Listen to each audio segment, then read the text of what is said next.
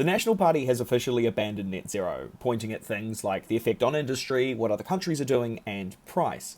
Which is a bold move when you realise that they've ignored literally the biggest reason power prices have jumped up so much. I asked energy analyst Tim Buckley about this. He has 16 years as managing director at Citigroup under his belt and now runs Climate Energy Finance. So, he's not just a guy getting his intel from the comments section of a Sky News Facebook post. He told me that the research the Nationals used to justify this decision is, well, exceptionally biased modelling. Let's go through two of the greatest hits from this report. And we're not even going to talk about the $100 billion accounting error that they made. First, the idea that energy prices are rising because of net zero and renewables. This is false. Buckley says easily the most significant cause of rising power prices since 2022 is the massive sanctions the West put on Russian fossil fuel exports because of Putin's invasion of Ukraine.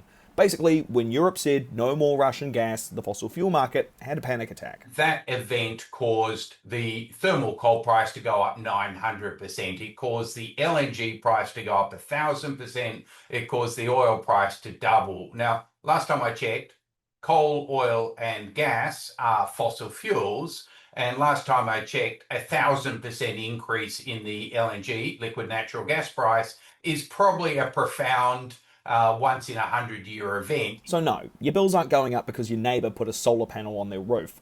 It went up because Europe suddenly had to buy fossil fuels from anywhere that wasn't run by this guy. And when global fossil fuel prices spike, Australia's go with them because, we're part of the globe. Buckley calls it a regulatory failure. We tied ourselves to global fossil fuel prices and will suffer as a result. The second bad take?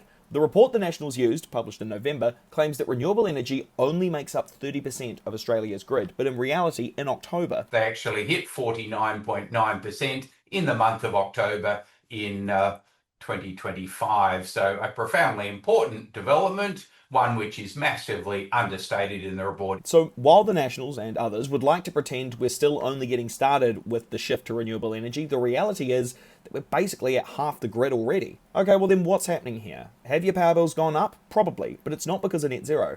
Russia's invasion on Ukraine and sanctions to fossil fuels have made a much bigger impact. And we're already almost at 50% renewables on the grid. So if the Nationals want to abandon net zero, that's their party decision to make. But at least be honest about who broke the system. Renewables didn't fail, fossil fuels did.